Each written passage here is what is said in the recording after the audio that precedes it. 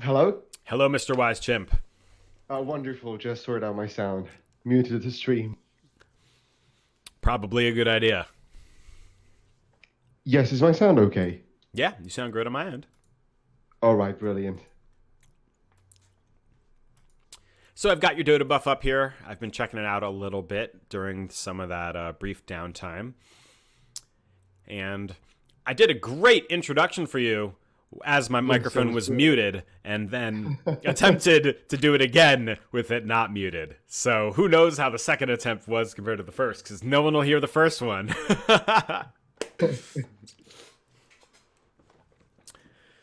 Yeah, so basically with my history with Dota, what I've been playing, I think the biggest change that I did in my playing was to be a bit more conscious about the choices that I do and restrict my hero. Mm-hmm. Because, as I said, I really like playing support lately. I've been smashing a lot of Crystal Maiden. I love that hero. But it's just I think I'm better off safe lane carry because I've got most of my game on Phantom Lancer and I have like a massive win rate on her. Sure. Makes sense. What I find that generally I'm struggling with in the games is just getting a better understanding of when I should be involving my team to move forward and take some object. And in situations, especially when I'm playing a position 3, 4, or 5, where some of my lanes are losing, what can I do to sort of help my team catch up? Okay. So it's really just a lot of decision-making type stuff. Yes, I mean, generally I found out mechanically I'm kind of aware of my mistakes. I played a lot of StarCraft, so I know my probes and pylons. Sure. So that's kind of easy for me to look back on and work on last hitting, on positioning, on when to engage on lane, and to keep myself busy. Mm-hmm. But on the overarching, like sort of more abstract things, I find it really hard to have a game plan. It's sort of okay. My job in the lane as a support playing position 5 is to make sure I get my carry my position 1 enough space to farm, capitalize on enemy mistakes to get some kills, make sure I take control of the jungle and I farm a little bit if possible, pull the lane, keep it back, keep the creep equilibrium done. But once that laning phase is done, I'm like a bit, okay, so how can I help my team now? Sure. Okay, well, that's certainly something that we can kind of focus in on here.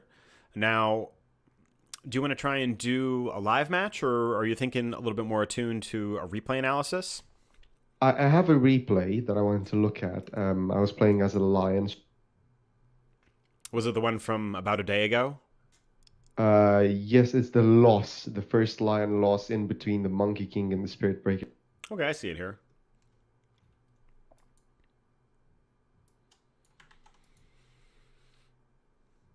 I think it's the second one, maybe. No, that's the one. Okay. Which was mostly, well, the situation was a bit fucked from the beginning because we had the guy that was saying Lich mid is really strong and he was going to win against Invoker. Oh. Huh. Which, yes, I mean, I strongly doubt that can happen in any situation. And well, he got completely screwed on mid lane, and I think I did a good job helping my Chaos Knight on top. But then it was just a matter of how I didn't know how to help my team sort of like catch up. Should have had. Wait, so where did this Quap play? Was she in the off lane? Oh my gosh. Yeah, it was kind of a disaster of a game. But this is like, I think most of the games that I'm playing are either a stomp or a stay. So either we stomp or we get stomped, or it's kind of like a stalemate and nobody really knows how to close the game. And in those stalemates, I'm usually playing supports. I'm having a really, really tough time getting my team to follow me or do some objectives. Oh, geez, that's an interesting thing that you have like a fully potentially good team comp, then just laned completely inappropriately. Yep.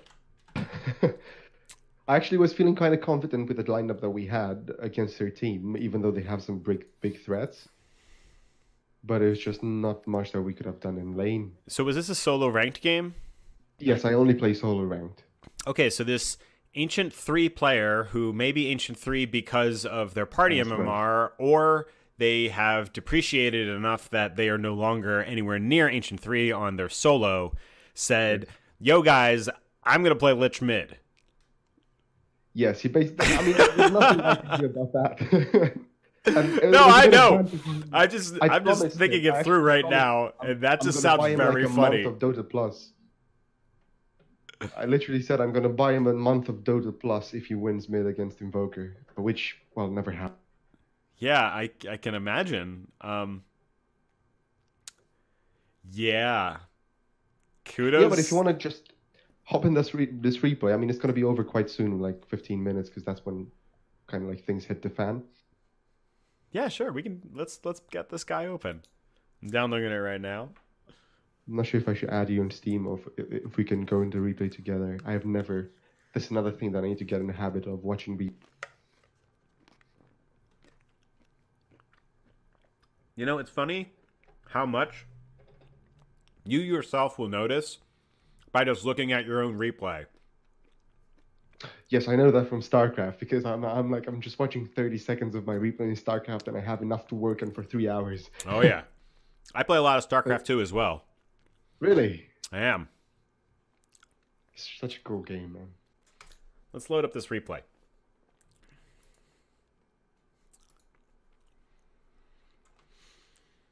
Can you watch it as a party?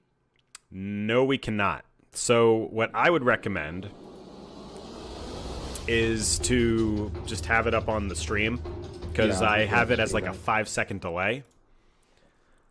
Whereas, that's brilliant. Yeah, it's almost immediate. Okay, I'm looking at the stream now anyway. And if you're using Chrome, you can see my eye tracker, which is always fun. Yeah, that's really cool. Right. I initially thought when I joined the stream that was sort of like a cursor indicator. Nope, completely different. And you can change it too. Like, you can make it a heat map if you wanted. The extension allows you to change the color and everything. That's really cool. Yeah, so this is like my typical start on supports is typically like 6 tangos, a salve. That's sort of default, and 2 branches. Mm-hmm. And then it's just mango if I feel like I can use it, or just double wards depending on what I think I'm going to be laning against. Mm-hmm. And I tend to buy a lot of regen on the lane. I learned that. I watched a lot of like raw Dota, like Henry or whatever, isn't it? Yeah. And like change, like I got in a good habit of buying a lot of regen early. Okay, that's a good thing to have. So I just have up real quick for you to take a glance over. I have made a hero guide for every single hero in the game. Yeah. And put a lot of research into some of the things that are good and bad habits of items to have. It's not going to be uniform of the everything, but it should help people play a little bit more intuitively when it comes to how they would itemize for their characters. Yeah. So don't view this as me disagreeing with your opening build, just that this is literally what I have, and it's not a disagreement per se, because branches can be pretty valuable for planting and then using for regen, and then also the effective stats if you build them into Magic Wand later. Yeah, I almost always do, especially at this bracket, because we're going to have casters on the lane. With, there's plenty of casters in this game. Yeah. So I typically recommend 2 tangos, salve, 2 clarities on a lion. Now, you can do mangoes, but the way that I view it is if you're in a panic situation for needing extra mana like that, it's going to be mana for like a hex or something in a bigger capacity scale. Anything else where you're being abusive with Earth Spike, Mana Drain type combos is going to be a little bit more premeditated. So you've got time to use clarities, and Lion has a relatively big mana pool, so you can get some value out of it. Yeah, that's true. The reason I go for mangoes typically is because I really like going stun hex at level 1 and 2. That's a lot of disable, and with a CK, it's like almost guaranteed kill, which I think I'm going to get.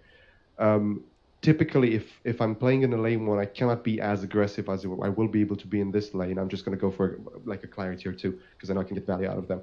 But I'm usually good at mana management, so I prefer the mango just to have the additional burst. And because I tend to harass a lot, I want to be able to sort of get the mana boost in case there's a kill opportunity, because people make a lot of mistakes in positioning. Sounds good. Something else that I always recommend doing is communicating with your team at the beginning for items that are like Urn or for Spirit Vessel, because this is a pretty good Spirit Vessel game. And I don't always recommend getting an Urn on Lion, but your team should have a Spirit Vessel carrier, so if not you, then it needs to kind of be like Phoenix. So I already forgot what the items are that we've built off of glancing at the Dota buff of the match. So I don't think anyone in the team had an Urn. Okay. I typically don't get Urn on Lion. I like that item a lot on Crystal Maiden when I play it. I get it very often. It's just because I'm not as experienced with Lion yet, so I'm sort of like still getting the gist of the hero. I'm feeling confident with it now. But typically my go-to is just like Wand, Tranquils, and then usually Aghanim's first item, because I'm greedy as fuck. I mean, if you can get away with it. Yeah. We'll see if that's possible here, because I think you do that this game. With the Lich mid, it's going to be tough. I always put value on positioning items. Force Staff, Blink Staggers, like, they're just so good. Yeah. It's just in this game, what I was thinking with the kill conditions on mid, no matter how many escape items I get, I will fucking die. There's no way I escape. They have like 2 X mark the spots from Kunkka and from Disruptor to keep me in place, even if I blink. They have like so much disable. Well, there's 2 items that you could get for that. Aeon Disc is the only one. Well, Yules also. Oh, yeah. You could use Yules to break either of those things. But that's not an Aghanim's, and we want to kill everybody. Yeah, it's mostly, I think I'm quite aware with my positioning, and I don't tend to feed a lot, so okay. I want to take advantage of that in the way. But I mean, there's definitely like loads of games. On Crystal, you're going to see me getting a lot more defensive items because her movement speed is almost non-existent. So I tend to just be way more careful with the kill conditions for dying on Crystal Maiden than on Lion when I have like 2 disabled, so I can kind of like get away. Makes sense. All right, well, let's start this replay up and let's see where it takes us. So I'm going to watch primarily from your player perspective. We may go back to re-review things and I watch from free cam, but I like to try to keep it in player perspective as much as possible. Yeah. I think your positioning for the rune right now needs to be better. Oh, you're fixing it. Good. It was a bit AFK. Well, the thing is, like, you could have potential for pressuring the enemy at the top, but you know, you don't know where they are. Let this meditative reflection on the fleeting and I haven't done any sort of looking. Yeah, I'm usually a bit more active with what I do in the beginning. Yeah, I like to go over to like even. Oh, if it's paused, like it's because it's on player perspective. Okay, so like even at the beginning, I like to try to go down to like into this area, and just kind of get an idea of who's over here. And if you're able to threaten it, just to do it. Even if it's just coming close. This was a game for it. Because Nyx and Kunkka together, now you don't know that that's what's up here yet, but you would have. And Nyx has a lot of regen. Kunkka doesn't have as high base regen as him, but it'll all pan out shortly. Yeah, their base regen on Nyx is really high. He's at 5.1. Kunkka only 2.4. Oh, that's ridiculous. Yeah, and he only has 1 set of tangos on him too. So, like when I play Nyx, I'll get like 1 tango and then like 4 mangoes, and I'll never die. I don't understand why people buy Quelling Blade from just going into the base. That's like so ridiculous. Just keep 100 gold, get the bounties, and then buy it from the side shop. If you're playing mid, it could be you can understand it, but if you're playing in a side lane, I wouldn't. Yeah. So right now, I want to see you harassing them, and I want to see you trying to do anything to make it so that they're not up in your biz. I know they push that lane super hard and fast by spamming out their spells on it, but you should be trying to trade hits as much as you can with the person who would want to be trading hits with you. So in this case, it's gonna mostly be the Nyx. I was trying to help Chaos Knight last hit on the tower. just to ensure that he gets the last hit.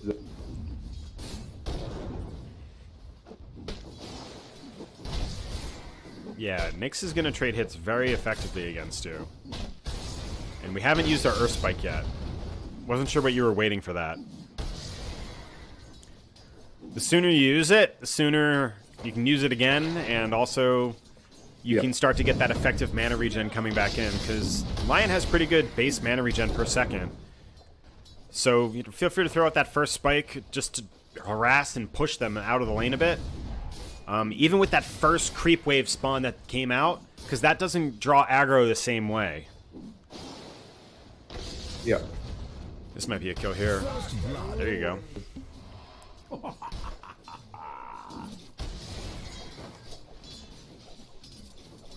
Something that I would want to see you do right now is to check Nyx's items in the lane, his HP, mana, all that jazz. And the same sort of thing with Chaos Knight.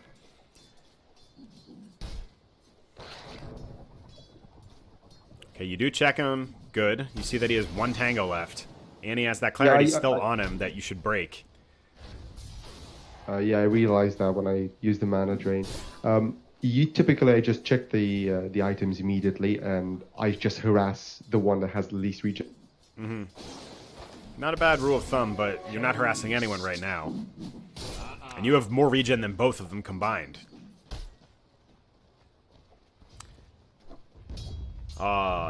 He took the creep wave. You let him take the creep wave. I'm gonna back that up. I don't know how to deny that, to be honest. Yeah, but you should. I have no idea how to deny that, really. When it happens.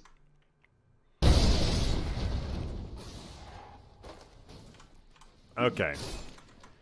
So some of the creep wave gets pulled in on yours, and then other amounts of it go in on just that range creep down here. You're over here kind of wasting time. You should be up here. I'm going to back this up even further.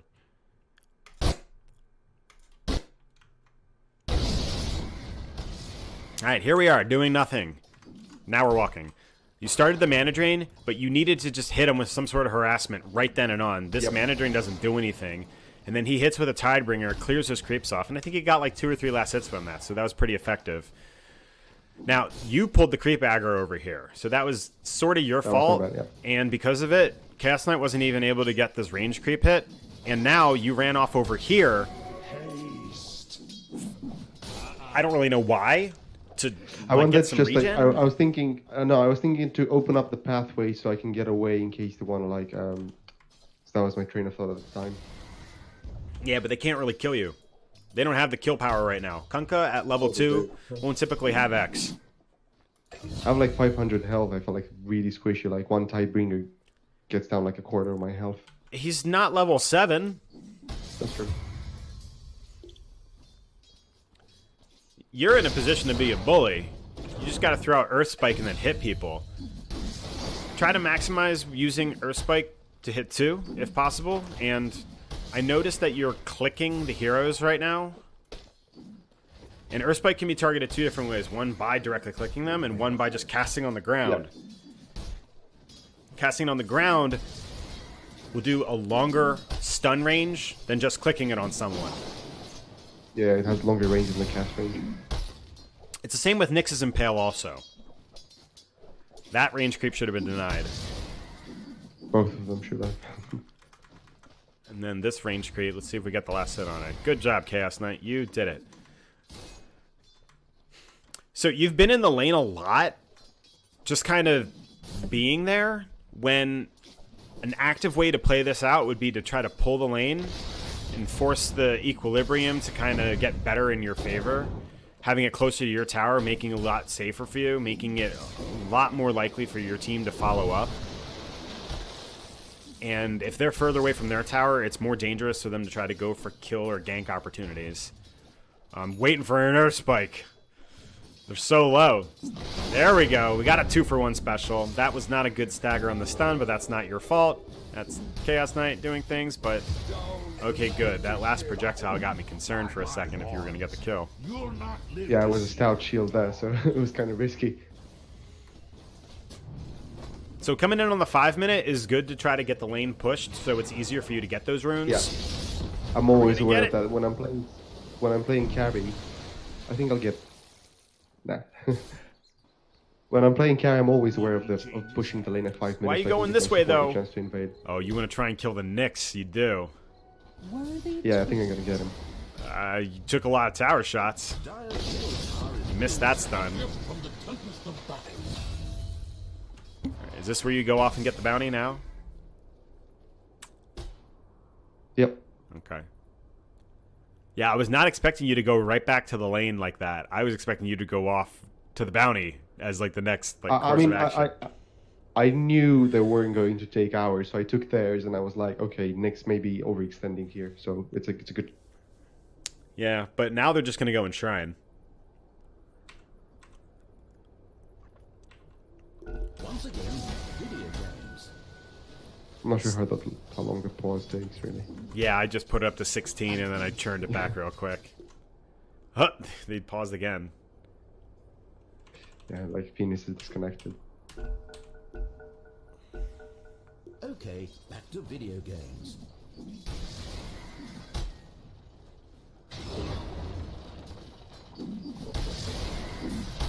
I realized that I made a noise now. I should have been pulling the lane at this point in time because I couldn't have done any harassment to it. Yeah, the lane's too far pushed. Yeah, I mean, I know this I'm is like stuck. this is the siege creep lane or wave, so it's not as good to pull the siege creep if you're able to apply pressure. That's fair. But your lane has been very pushed up, and you can make it so that Chaos Knight's getting easier farm because Kunkka's just clearing this out. Kunkka doesn't care.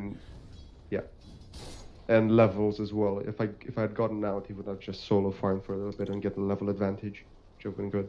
Now your Chaos Knight does have top net worth right now, which is good. And your net worth is actually on par with both of the offlaners right now. Yeah, I tend to take the creeps that they particularly carry misses. They get really angry sometimes. Yeah. I can understand that. I think a lot of people would get angry. I don't steal last hits. It's only if they would have missed them anyway. As you can see, swear. I'm helping them. You swear. Look, I'm just helping Chaos Knight. No, right now, last hit I under the know. tower. I'm joking. I'm making a joke. It's hard to see my shit-eating grin when I have my picture so small in the corner. Yeah, it's covered by the eye tracking thing a little bit. I'm sure a little bit.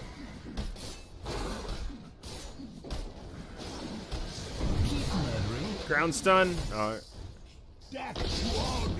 Miss. Alright, I would definitely be looking to pull next. 744. Yeah. I don't think it's going to don't think happen. they do it, But I would have been looking to do something to balance out that equilibrium. Because look, Chaos Knight is taking a pounding right now. And you might be able to punish him here, but you're not going to kill him. He's just going to hit with another Tidebringer. Level 4, he's got the combo. Get the Torrent X. Good. Alright, your Chaos Knight could Magic wand. Hey, that's a quality item. I love it. I think it gives so much value out of it. I'd really like to see you pull. I'm struggling with doing the supporty stuff on Dire. It just like felt weirder to me because I could never get the big camp pull to extend it before the changes, and now it's a second more, so it's like way easier. But I just find it like harder to play support on Dire than on Radiant. Like the Radiant feels easy on safe lane. I've got all the camps. I know how to pull the big camp directly under the tower and just stacks itself non-stop. And with Crystal Maiden, I just like farm it non-stop.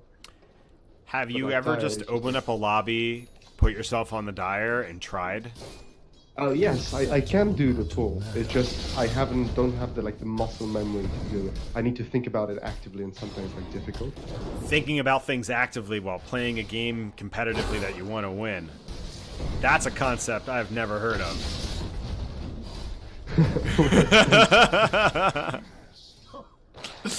I'm glad you find it funny too, because you. Look at that. Well, you gotta think about what you're doing, right? Yeah, why would you want to think about what you're doing? I mean, you're spelling it out right for me.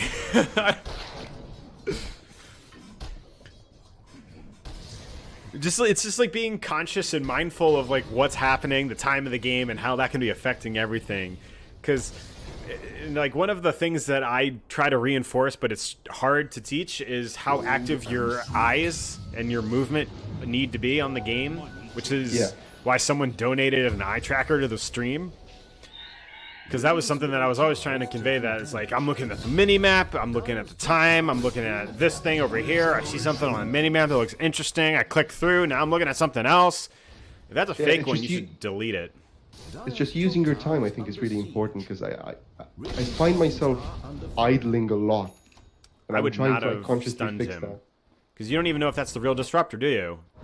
I do. It is the real one? Yes, of course it is. Because I killed the illusions. I didn't know if you killed two of them. I saw one die. One of them, but the other one was just left on lane. Okay. So I knew there was a real one.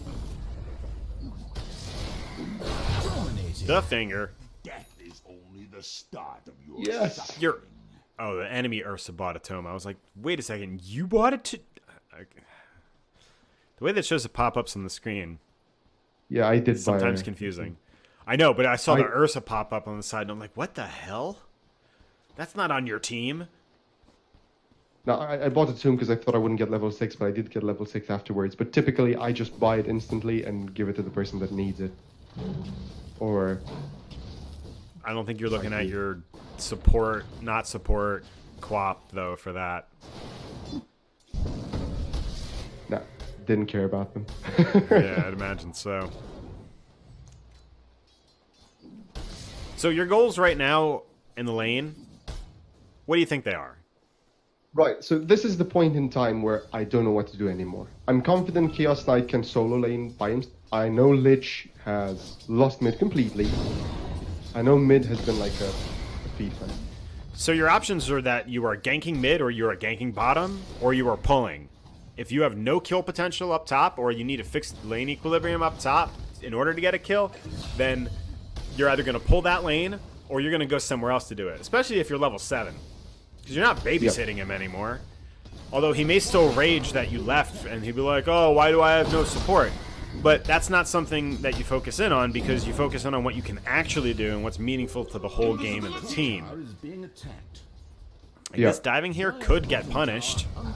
I think he's going to get it. I'm going to go back now because I thought it was too much, but he got a stun off. He dies. I meant more of like, you don't know if Invoker's going to rotate, Disruptor could rotate. That's what I went back, but that's like a good habit that I have, is that I watch the minimap a lot. It's from StarCraft, because I just like, when I'm farming in lane, what I notice, especially when I'm playing safe lane carry and with other carries, is that they have a tunnel vision. They look at their creeps while they're farming, which is not necessary. You can look at the minimap and just pay attention to the last hit, and that's it. And like, that helped me a lot in just being more aware of what's going on in the game. Yeah. And when I can be aggressive and try to take get some harass done, because I'm not afraid of somebody just roaming in, and when I need to get back. This But it's Lich, just like, or mid-Lich. yeah, I mean, he tried, man. I mean, we always should be trying. Some people Yeah, so try I'm more saying at than this others. point in time, it's sort of like the lanes are starting to like shuffle up. They're mingling a lot, so there's no more like stable laning going on. I think I'm just gonna lie here, maybe turn off. Yeah, you should be bottom. If you're not doing a gank specific for mid that involves a smoke, then it's bottom that you need to be. Because you're not going to go in on mid safely without a smoke. And you would probably need to have Duster sentries on you also, because Invoker could just ghost walk, and you need to avoid that as a thing that could even happen. And you don't know where Nyx is, so you might just want sentry for that. But at the same time, if you roll in while smoked, it would give away some of those things. I think we might get a kill on the Invoker here. We did, and we got the charge too. That's good. Yeah, I try to use my ultimate on cooldown as much as possible, just to get stuck, to get back on fast. Well, it's a good habit to have, that as soon as your ultimate, that's usually an amazing spell on any character, that you want to set up a circumstance that you can use it. Yep. Most of them have longer cooldowns, so let's figure out a circumstance for where we can use Finger of Death. Right. So Killing at this people. point in time, for instance, like I decided to go top. now if I'm looking at it, I don't think it's like a great decision. But I have no idea why I decided to go top, and I didn't know what to make of the map. Putting up that vision there wasn't bad. I would mana drain this sucker. Okay, you get to it. Worthy tribute. He has blink though? I don't know. Have you checked him? He does not have blink. Be pretty early to have blink. Yeah, but he Hex. got quite tough. Lay it. He just goes walk out. Alright, throws a tornado. And he's fine. 20 magic stick charges. Should have used those earlier so they could already be building up again. That's fair. That's true. I never considered that ever in my life. Use the charges they can rebuild. You're at 20. You're going to get a lot more of them fast. Especially in this game, there's a lot of casting of spells going on. Game changer. I just realized I never thought of that. Using it in the middle or beginning of a fight rather than just to bait that heal or whatever. No, just being mindful of the charges that I have. Ah. It's typically just like it stays there and I use it if I need it, but it's like, oh, a fight is about to break out. I'm at full charges. I'm not full health and not full mana. I should definitely use it now so I can get some more charges. You're going to get the charges, so you're right.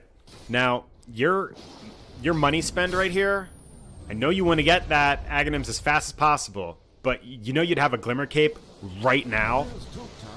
Or you would have had a Force Staff and like another 300 gold? Yeah, here was my train of thought behind the Ags. I realized that we are getting so far behind and that Chaos Knight is like kind of our own with regard to the farm. But the rest were like really so behind. why does being behind make you think that you need an item that will take a long time to provide value? Because if you buy anything, an item, a singular item that's 2,000, that's doing something. What you have right now, it's just stats. Yep. That doesn't do anything so much as provide you additional survivability, and eventually it'll become something cool.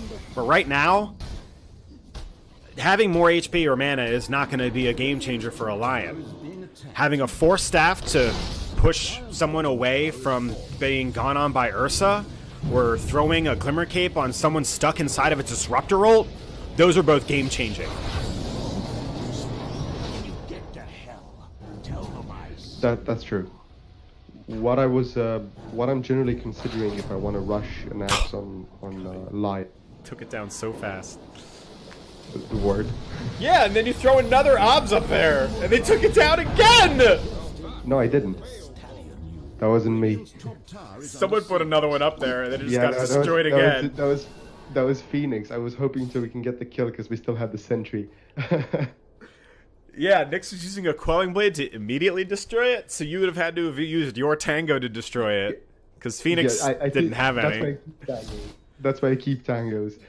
There used to be like, whenever Rikimaru is on the lane and he binds like 3 sentries because he's annoyed, and he places down the sentry and he Quelling Blade it, and he places it again, and you do it again. It's like you waste 300.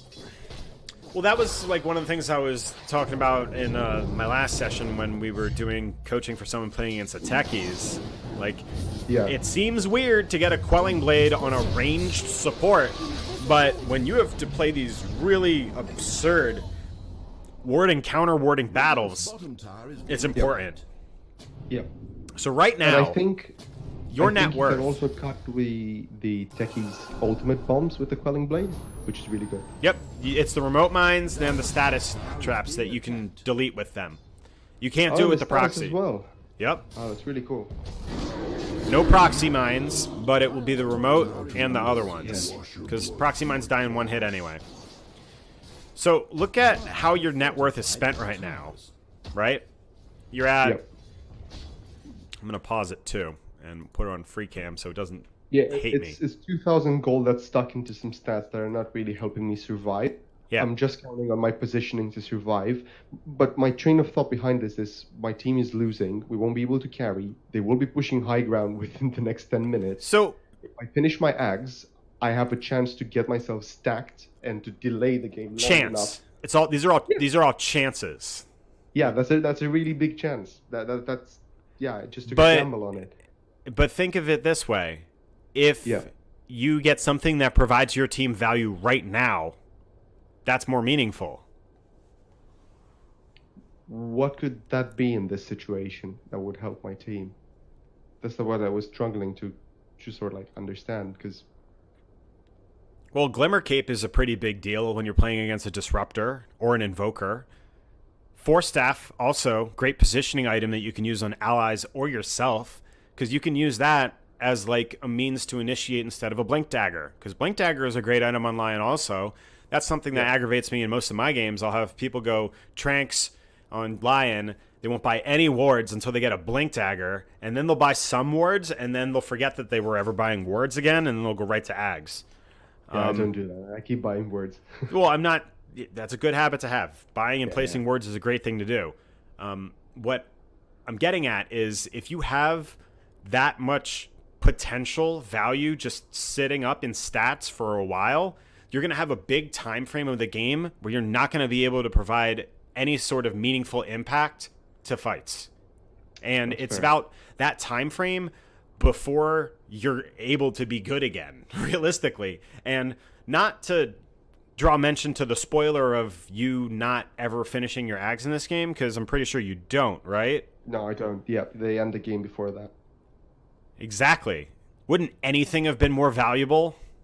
Yes, and I was just hoping we would be able to delay, but they just steamrolled like nothing. When you go against, I don't want to put it in the category of a Midas, because it doesn't make any goddamn sense to be like getting an Ags is like a Midas, because that's wrong. But you can look at it in a similar fashion of people getting a Midas as a means to accelerate their farming speed or whatever when they're going into an early game draft who's just going to want to hit them with as much fighting as possible as early on. And I look at that Radiant draft and I'm like, well, they might get a Midas on Invoker, but any more than that and we'll be able to punish them. And they're just going to try to push you in. Now, did the Invoker get a Midas? He did. And he already has his Ags, and he's stacked. He's super stacked. He's at 9,300 net worth. Yep. And that Kunkka that you were at one point equal in farm with is now having more farm than your Chaos Knight. Yep. So I think this touches into like the third point that I'm struggling with generally, because I don't really have a way of understanding what the team strengths are, because like clearly like their team was able to push us in very early and break high ground very early and end the game very early. I had no idea about that. So maybe having that knowledge would have dissuaded me from getting the Ags and get some more early value items, because I would have been able to use them. Whereas like I never finished the Ags and that was a waste of money. So it's just me. So let's take a look right now while it's paused at what your allies have. So Phoenix is going to be getting, he already has an urn, and he's going to be getting the Veil relatively soon. Your mid Lich, begrudgingly that you have this. That's what he keeps for the rest of the game. It doesn't matter. He's got a Shadow Blade, so he's clearly looking to try and do some sort of fight thing with that. I can't believe that I have a tooltip for Shadow Blade in my Lich guide. That makes me feel sad. I think it was because enough people yelled at me about how much they liked it that I was like, fine, I'll write objectively speaking what it is, but I am not recommending it. You know, it does these things. It can also do this. That doesn't mean to get it.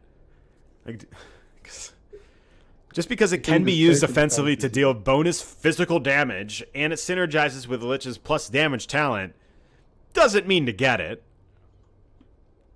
Yeah, I think if you consider Shadowblade on Lich, you have bigger issues than building that Shadowblade on Lich. I mean, your Quap's going for a Yules. I mean, you also have a Quap in your off lane. And then your Chaos Knight went Echo Saber, and now he's going into Saint and Yasha. So, without probing too much into why that's bad, Yeah, I Chaos think I Knight was is trying to tell building him for to get something to Mantis fight. But I mean, he's still building in the perspective of fighting, like now Yeah. or needing to, which is better than him going Midas and then getting Yep. Yasha, at least, because you're going into a hard draft. So like right now, my focus wouldn't be so much on hoping to get an Aghanims, but getting things that help my team continue surviving right now, or help you as Lion continue surviving right now. Yep. Because looking at the map, it doesn't seem that bad, and the gold advantage is not. There's not such a massive dip. It just I couldn't gauge how fast they can just steamroll everything. Invoker Everything's just pushes like ending. a crazy person. That's really all their tower push. It's Invoker. And then whoever he They throws have wave Alacrity clear. on. They have insane wave clear. Yeah, but that's From then, Tesla. if they clear the wave, then that's their creeps pushing the tower still. It's not heroes that are directly doing the hitting. You know, it's not like they've got a Lycan or someone that's stacking negative armor or things like that. Yeah.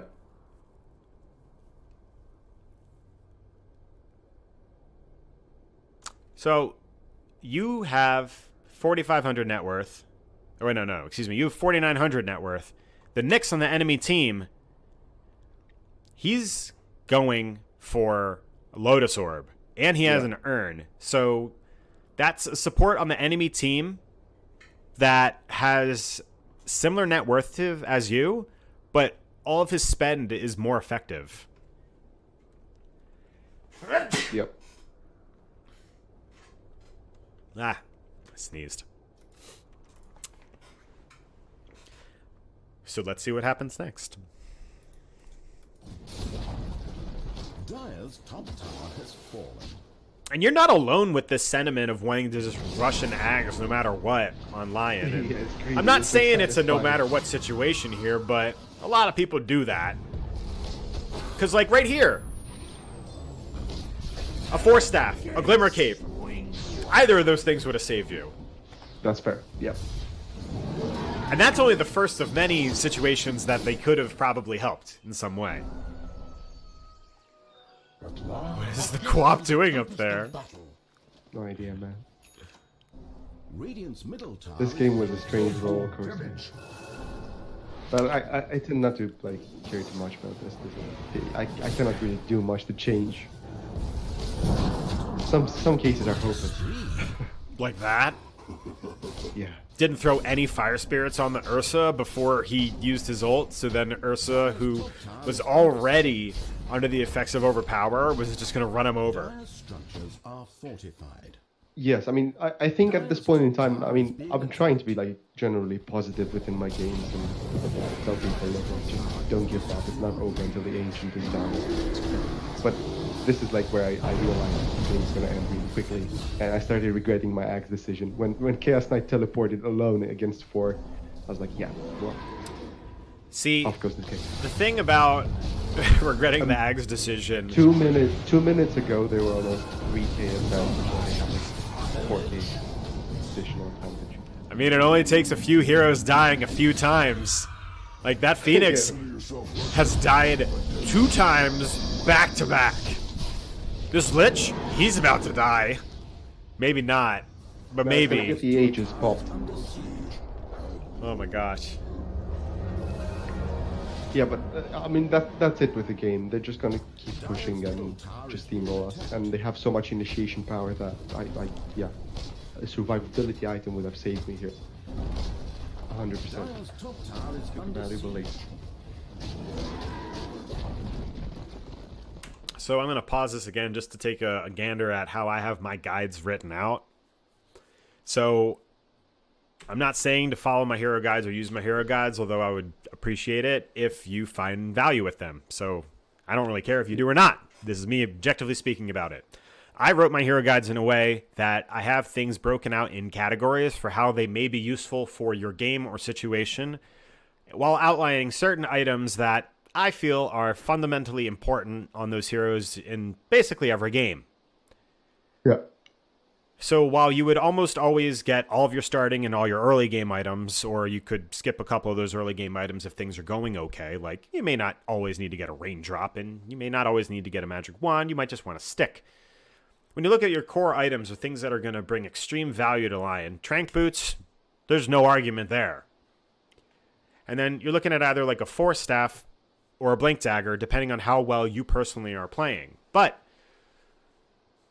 just because it's a core item doesn't mean that that needs to be your bread and butter. That's just something that helps your hero feel relevant. So then I've got these other two categories underneath it, both that would be probably what you would have been staring at the moment you noticed you had these two items already bought, and then you're like, well, this is going great.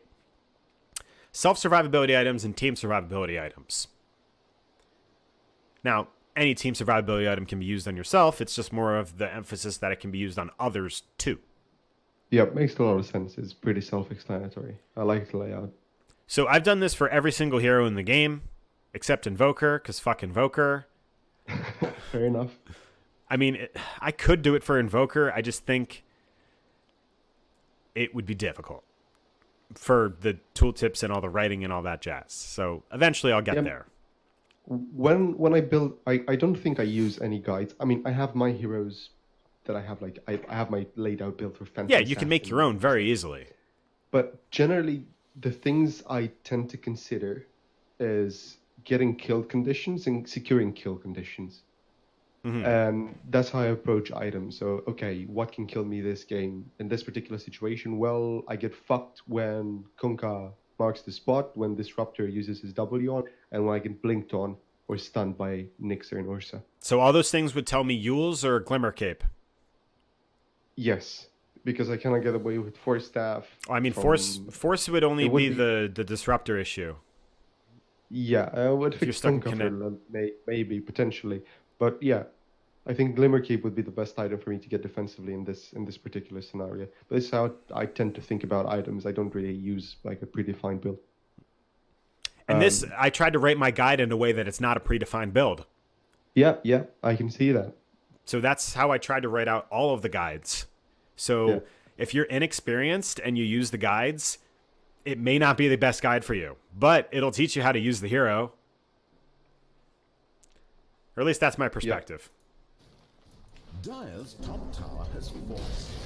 So are you feeling like this is the amount of value we can get from looking at this game?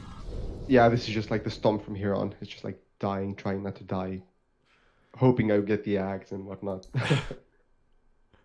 All right, I am going to look at the player item graph.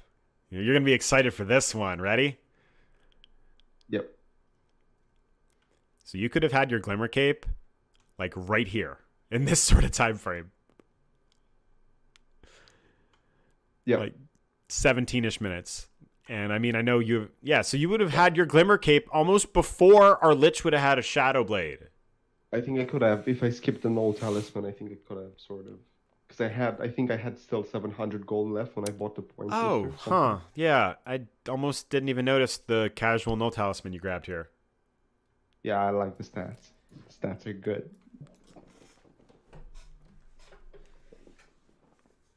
Yeah, so if you had a Glimmer Cape or a Force Staff in this sort of time frame, that would have been really meaningful. Yeah. And I mean, Invoker got his Ags at 18 and a half minutes. And, you know, that's with a Midas. And he's running around like a crazy person. Yeah, he's just like, I mean, how can you not free farm mid against the Lich? It's like... Yeah, the thing is, like, you gotta unfortunately play within the situation that you have been provided, which is, well, I've got a Lich that is gonna play mid, so I'm probably gonna need to save him or others. Yeah, that's fair. Because what I usually think is that, because I've had games like this with Lion, where like getting an Ags is a game saver if we can delay on high ground. If we can just prevent them from going all in on high ground, I can just sit back, use an Axe ult. Not in this game. Yeah. Your team doesn't have enough wave clear for that. That's point number 4, I think. Realizing where my strengths and weaknesses lie as a team. And I think Felix was going for a Veil, but by the time he got a Veil, which would have enabled him to do wave clear, it was way too late. You were already getting your faces pushed in. Yeah. So in terms of thinking about the team strengths, so I think there's a couple of things that I consider. It's their ability to take Roshan easily, because that's sort of a condition for going high ground without any issues. You just pick agent. But I just realized when you mentioned wave clear now that that's really important to have in order to defend high ground as well. Maybe it's not as significant when you're defending tier 1 and tier 2 towers, because there you need like the ability to kill. But on high ground, if you clear the enemy wave, then it's so much harder for them to push up. Mm-hmm. So that makes a lot of sense. I should have realized that my team doesn't have any wave clear, so them pushing high ground is going to be really easy. So then late game value items are not going to be valuable. So I think that's a correct train of thought that I came out of. So I wrote an article a while ago, almost a year actually. You know, this is a great time for me to just literally rewrite this exact article. And everyone will very well receive it. Let me bring it up on the screen. Yep. Nope. This one. Nope, not that one. Not that one. This one. Okay, cool.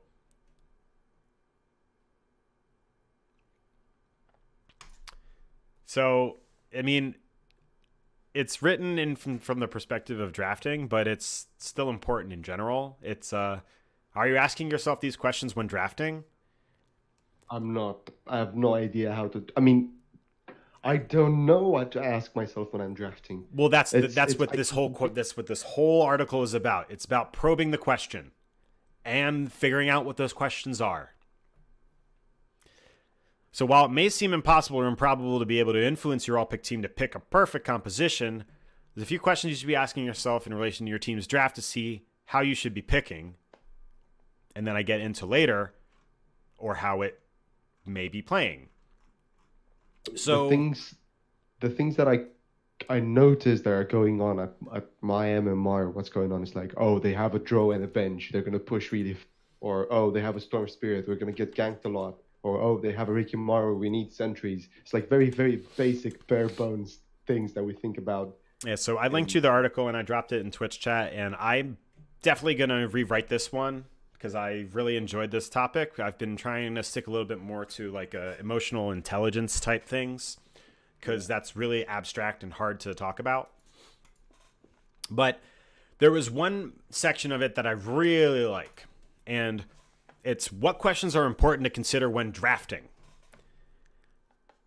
While I can go into great detail on the pros and cons of the options for the methodology on how you would actually do the draft, this section is more focused on like the big picture questions that your team should be able to answer within the game for determining what your win conditions are or establishing what needs to happen in order to be able to create win conditions. So this is literally a wall of questions that you could have running through your head on repeat. That is so good, man. There's so much value in there. Do we have enough support? Do we have enough carry? Is our composition strong enough to survive the landing phase? Are we a draft designed for an early Roshan? Can we kill Roshan in general? Are we a 4 protect 1 lineup with a focus on the late game? Do we want a more mid-game centric draft? Do they have a lot of negative armor? Do we have a lot of negative armor? How do we push high ground? How do we take towers? Can we take towers? How do we start fights? Or do fights come to us? How do we counter-initiate from fights? Or can we counter-initiate from their fights? Can our supports afford to rotate? Or do our supports need to rotate? Like, these are all super, super speculative, but if you just run down these things in your head, like while you're either creating your draft or playing through the game, you're like, oh my God, there's so many things I should be worrying about right now. The big thing on here, though, is one that I didn't even get to yet, which is how important are our item timings in order to take objectives or achieve win conditions? Dude, it's so hard to understand. I feel ashamed in a way because I've been playing Dota since probably you started 2004. That's around when I started as well. Yeah, Warcraft 3 style. Warcraft 3 style. It was still version 570 something when I started. I have no idea when that was. I was playing pre-All-Star, so that was 2002, 2003. Nah, I was what, 7 at that time? I mean, I'm But 29, almost 30, but Yeah, I've but- coached people younger than Dota has been alive. Dota's 15 years old at this point, guys. All right. Let's not talk about it. But it's I've played for so long, but I have no ideas about how heroes get their power spikes in the game, when to be aware of what makes a hero really strong. I mean, I know that if I look at my stats, I usually have like some heroes that are on ridiculous win rates, like over 70%, that I know really well. And naturally, I know how to play against them and I know how to itemize against them. But for the general scope and the heroes that are being played now in the draft, for like instance, like Wraith King, I have no idea what to do against him. I know he's getting a power spike at level 6 when he gets his ultimate. I know. Is as that his only Lion, I power can fuck spike? him up. No. He gets one more when his ultimate doesn't cost mana, and he also has but those you're fucking thinking skeletons. far too. I don't know. You're thinking far too grand, because like, I mean, I'd say that if you're level 1 and they're level 2, they have a power spike against you. Oh yes, yeah, definitely. But what? I mean, if they hit level 5, if he went 3 in his skeleton talent or his skeleton, build, and then he plops out 6 skeletons, that's a pretty big power spike. I'm not sure. Those skeletons are insane. Are fucking insane. They last forever. And then you kill them they once, and push then they like come back crazy. once, and then you have to kill them again. Yeah, but I mean, the thing is, it doesn't say the stats Of the on those skeletons? skeletons. Ah, Yeah. well, if only you used my sKaiHIGgaming hero guides, you would know. Wow. You have just sold a guy on me, my friend. I'm just. I mean, I am. I write a lot of that shit in because I felt they were important things to know that people don't know. That's what I would write in on these guides, because you pop open one of these guides and you'll learn something. Even if you don't use the guide, you'll learn something about the hero just by glancing over what I wrote on these stupid things. How do I find that? So I can link you to my do I workshop find that page where I in-game? have all of them. Now, finding right, them in game, slightly harder, but we could try. What you would want to do is you go under the Learn tab, then you click Hero Guides, Yeah. and then I'm in the. you would be under All Guides. Yeah. So then pick a hero, top right corner. You just click on one. Now, there's some hero guides of mine that I know you can find in the game. You can't find all of them, I think. Maybe. I mean, I can find all of mine. Wraith King. All right, so you would click the Wraith King. Boom. And then, so I've favorited mine, so it appears at the top of my list. Yeah. But you would then scroll down. It's 53%, so you'd want to look somewhere around there. So you'd be looking... Yeah, there's some 49 here, but I cannot see yours. Yeah, exactly. Because the thing is like totally messed up. Like the in-game guide system is really flawed for showing new or revised hero guides. Because my Wraith King guide only has 61 subscribers, and the way that it shows up is by people clicking that little thumb up button. So once I get enough people that do that, then it will rise in finding it as an option within the game. There's some guides of mine that already have enough on them that people will just find them naturally, which is what I was kind of getting at. So like my Venomancer one, for instance, that has 286 subscribers. You can probably just find that in the game. Yeah, let me have a look. My Mars one has almost 12,000 subscribers. So you will 100% find that one in the game.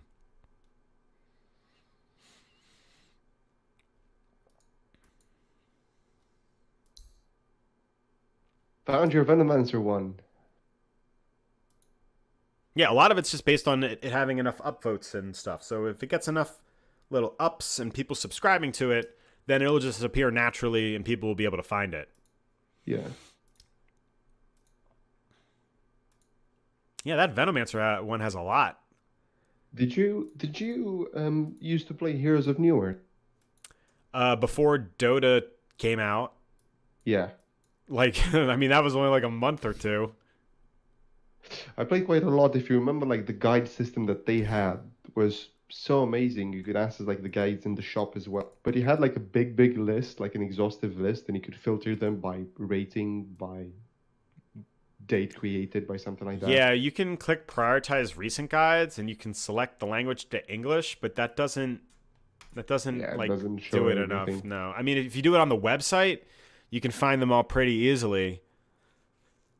But the thing is, like, once you subscribe to them on the website, it'll just appear in your list then. That doesn't mean that that it'll be selected. So then Yeah. once it appears in your list, you have to select it, and then you would have to favorite it with the check mark for it to appear at the top of your list. So it gets super pedantic. Very gradual process. That's like so shut downing to new content creators. Yeah, it makes it really difficult for Yeah, new people that do one to have them appear.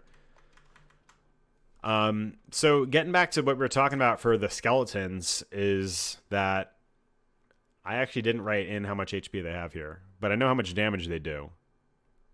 So how much is it? So under the skeleton damage talent, I wrote it in. So doubles the attack damage of skeletons from 35 to 40 range to 70 to 75 range. That's ridiculous. It's fucking ridiculous. Yeah, a lot of times I try to put information on all of the talents, if I can, for when they could be valuable, rather than just having the information for the one that I think is the better choice. Yeah.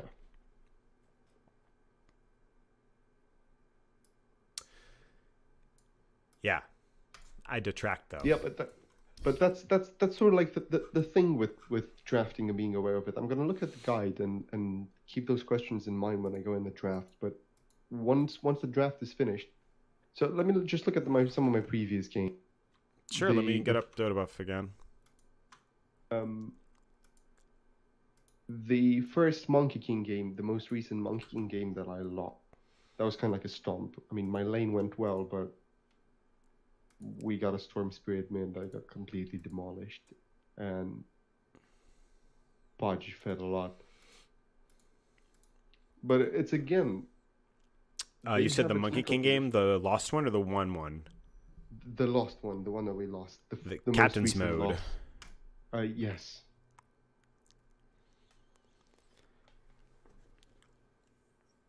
I mean, your Pudge doesn't even have items. Did he leave? And yeah, he trolled. Nah, yeah, at the end he decided to give up.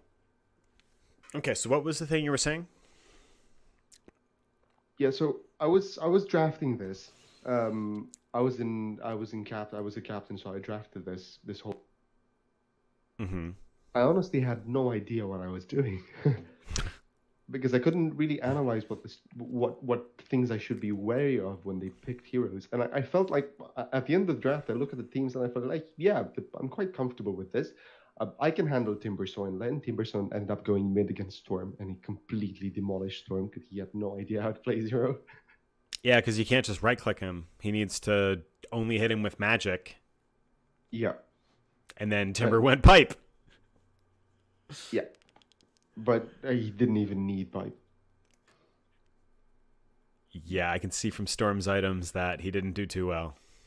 It's No, like, not at all. was he going for a Kaya or was he going for a Yule's? Nobody will know. I had like a half decent bot lane. I was laning against Chaos Knight and that, which went quite well early on in the beginning. We got some kills, and it's just a matter of Bristleback having fed and left top, and Pudge just roaming around and being level 3 at minute 15.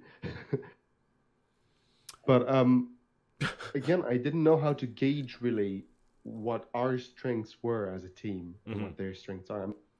I thought Bristleback would be a good choice on top lane because he can handle solo, so he can allow the Pudge to sort of roam around.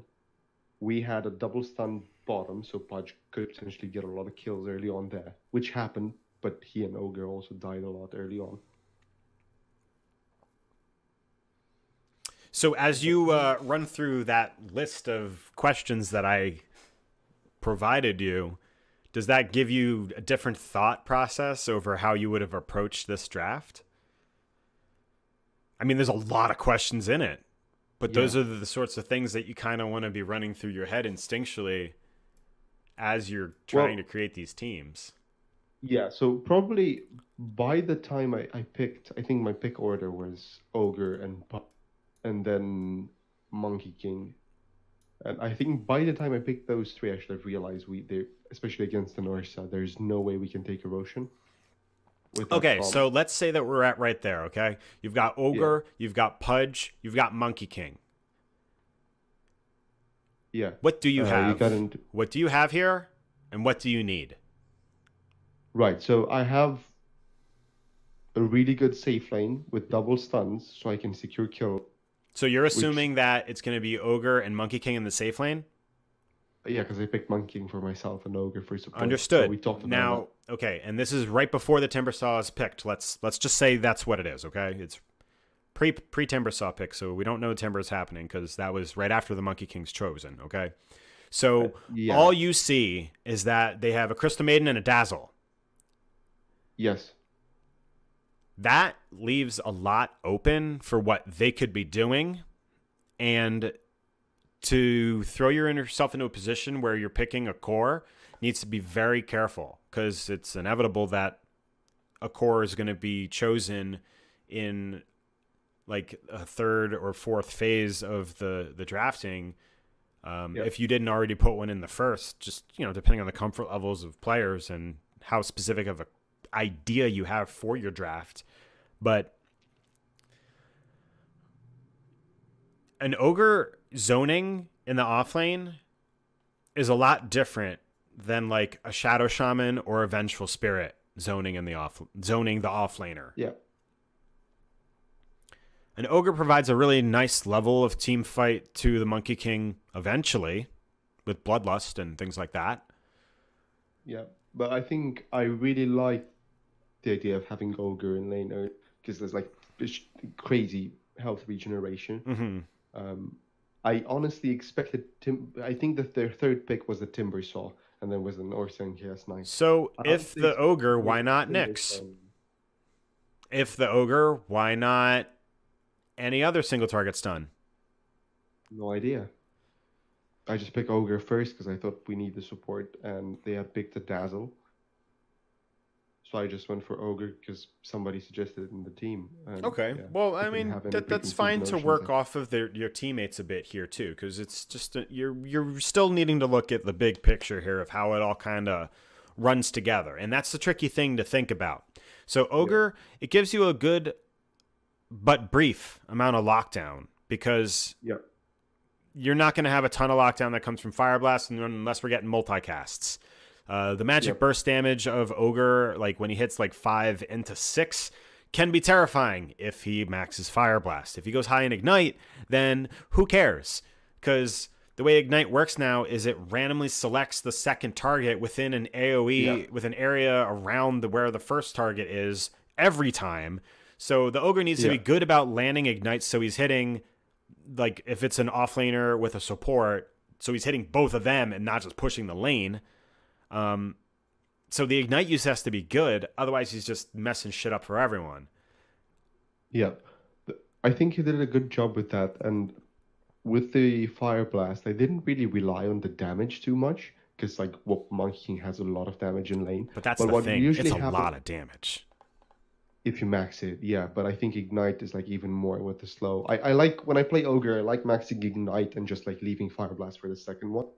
But in this lane that I was playing, whenever Chaos Knight would come in for a last hit, I would just get 2 hits off for my passive, and then Ogre would stun, and I would get the other 2 hits, and then I would stun, and I would be able to like pretty much kill them.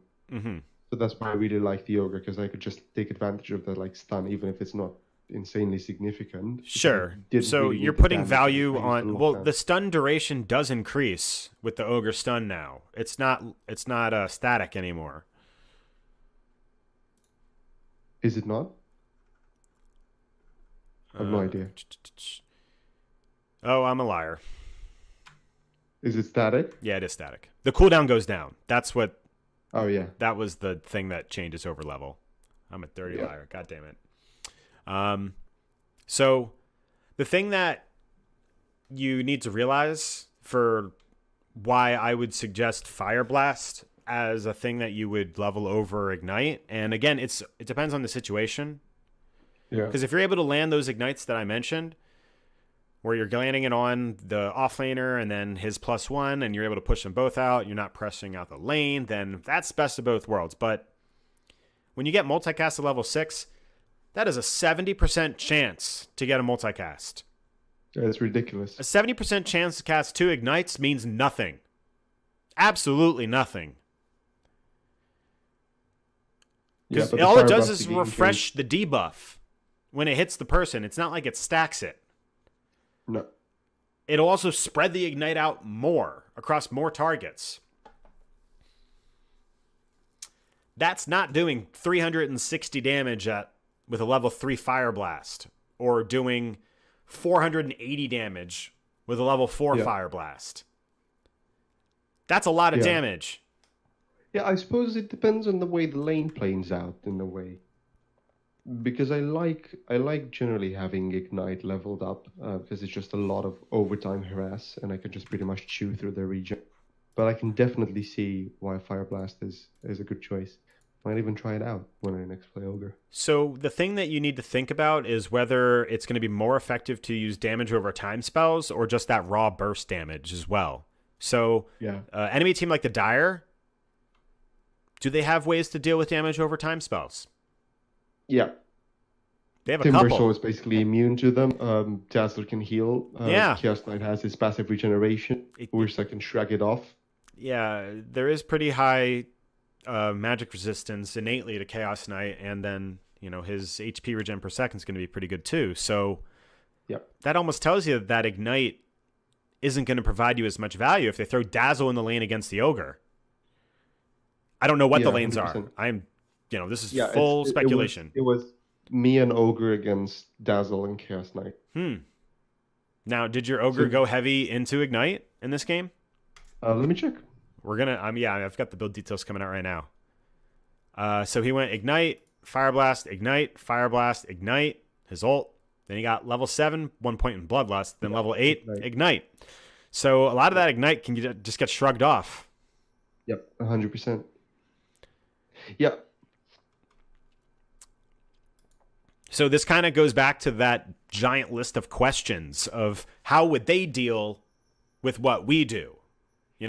If they have this thing and we have this thing, if I was in their shoes, how would they deal with it? Well, they would deal with it by throwing a Dazzle or someone with good sustain against the person who dishes out lots of damage over time stuff. Yeah. And that's where they're able to negate a lot of that value. You throw a 480 damage burst out on Ogre, Dazzle's not healing that. No chance. 100%.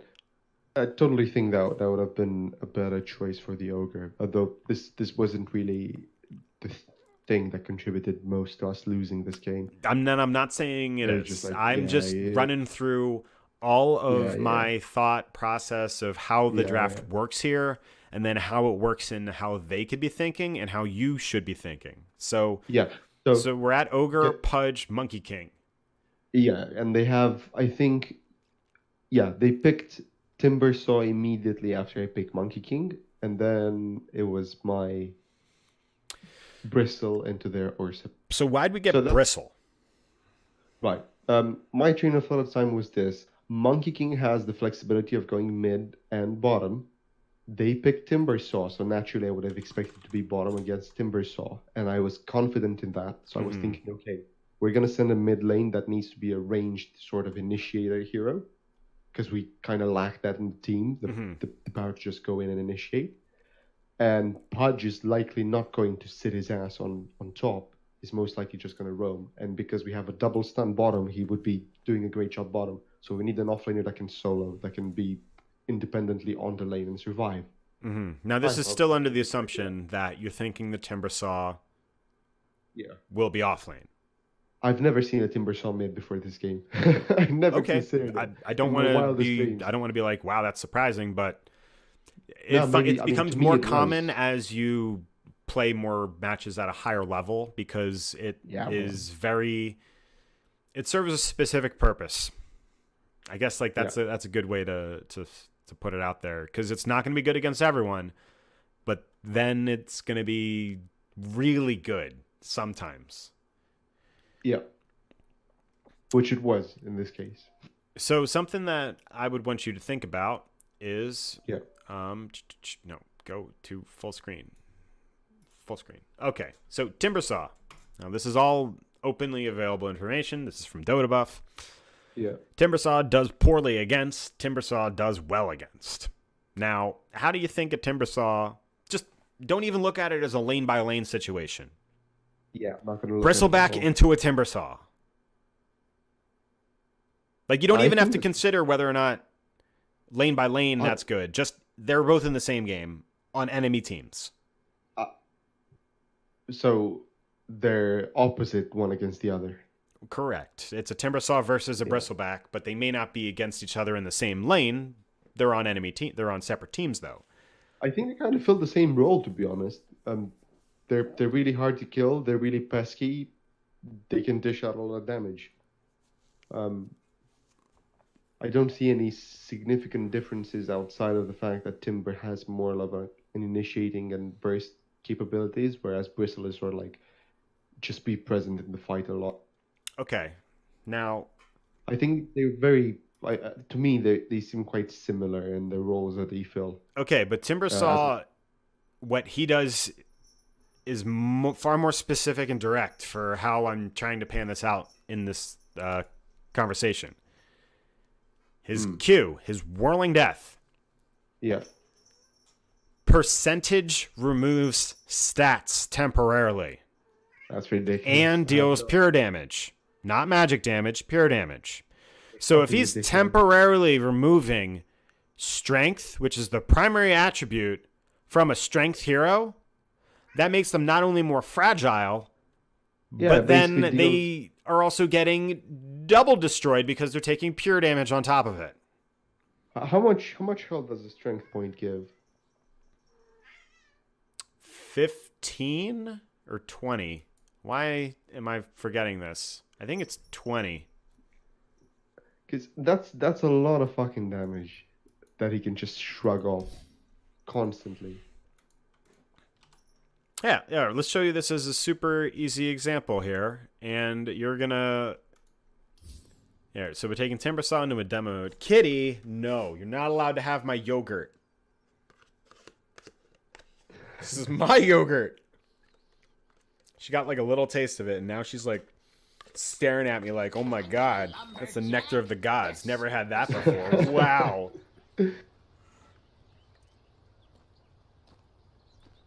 Well, let's get to it, shall we? God damn it. Why am I doing this? My stupid cat. She's so cute and... Yeah, fine. You can have the rest of the spoon. Just what's on the spoon. Yeah. All Trying right. to negotiate with the cat. It's like, Well, she knows if it's eaten on a tiny spoon, it's like a Demitas spoon, that it could be a treat for her, and I eat yogurt with that spoon, so like that's bad conditioning on my part, because she'll just assume, oh, it's the tiny spoon, that's gotta be something for me. well, you've conditioned her completely, so you should Well, have that's known the only better, way that you can cognitive train psychologist. cats.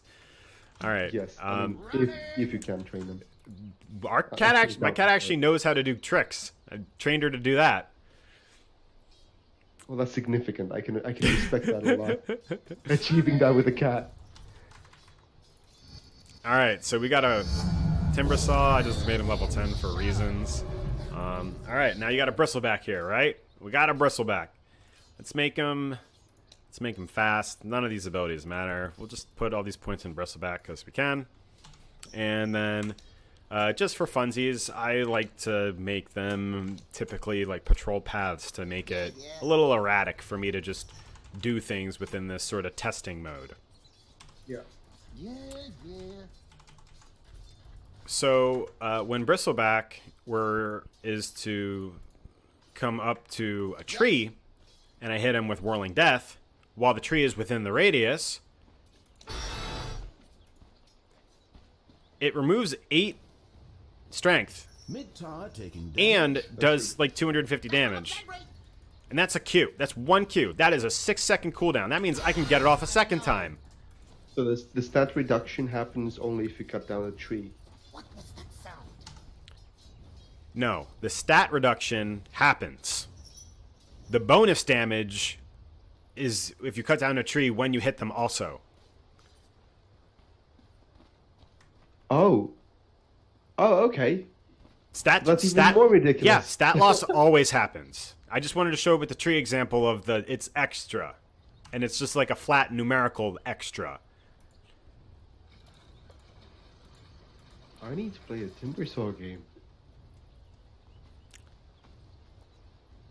So this is almost a little bit of a sense of just not knowing how destructive Timbersaw is against strength heroes in general. That's kind of where I was trying to get at. It was a long-winded way to be like, Timbersaw wrecks strength heroes. Yeah. Now another... What were you going to say? I don't know, it's just I think at some point in time IceFrog made like there was a huge patch where they sort of emphasized the strengths and weaknesses of each hero. So they buffed what they had good and they nerfed what they had like bad. And generally now heroes are like so different. They're not really like a flatlining thing that they used to be. It's like it's so hard to learn the power curves of heroes in general. I mean, not to point out that some of it just comes from knowing what the heroes are or having played those heroes, but that kind of is a portion of it. Because I kind of know, like, I know all the heroes, so if I were to play any of the heroes, I would just, like, do fine, because I know their abilities, but what I don't know is their power spikes, their talent, like, tiny things like the stat loss on Timbersaw's Q, which is ridiculous, and I know. All right, so here's a question for you. Yeah. So Whirling Death does, at level 4, 180 damage. Timber Chain at level 4 does 220 damage. Chakram, when thrown out, so if it passes through the unit, at level 3, it does 180 damage. Now, while the Chakram is out there and just lingering, it does a damage per second of 100 at the highest level. So if we do a Whirling Death, which does 180 damage, it's like 780 a Timber damage. Chain, well, let me finish. If we do a Whirling Death that does 180 damage, a Timber Chain that does 220 damage, and we throw a Chakram at them that does 180 damage. Let's assume only the pass damage, not any of the damage per second BS. Yeah. How much magic damage did they take? It's like 500. Nope, the Straight answer is up. 0. The answer is 0. I have no idea what the damage types are for these. Exactly. And that's the point. All of Timbersaw's damage is pure damage. It's not magic damage. That's ridiculous. And that's why I wanted to, like, make it be ridiculous. I wanted it for you to, like, bust out that calculator and be like, all right, I got this, I got this, I got this. And then you're like, shit, it was a trick question? No way. That's fucking ridiculous.